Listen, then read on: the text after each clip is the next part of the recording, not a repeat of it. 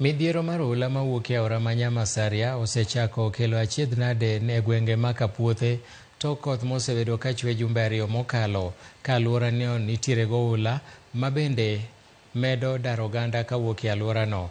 Jodak ma Kapuothe ywak na aorano odinore gi mwalo kendo mono pi mol makare kadonjo e dho nam.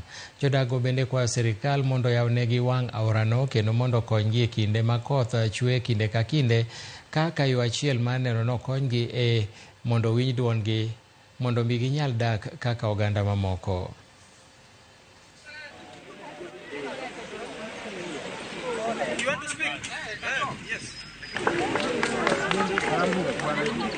Kwayo gi ng'wono ni ka sirikal oyie to mondo konywa nikech pigni ka koth ogo malo kalang'o to pi daro ji e gweng'ni ma sani oganda man kae gin mier mok tin, mier 5,000 ma pi odaro. Jomoko sani ni e skul nanga kaka gikonyre malong' onge.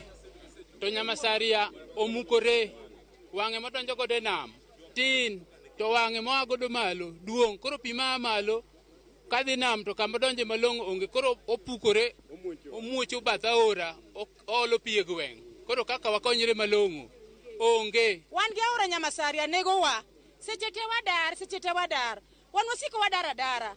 Koro maendi go wan gi shida manyaka nyithindo ohinyore, diegwa tho, dhogwa tho, gimoro amora tho nyaka gwen.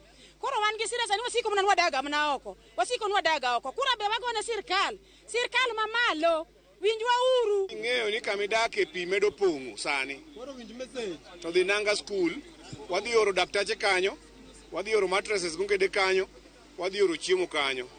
Nikech wadwa temo dil gi pigni mondo dog piny.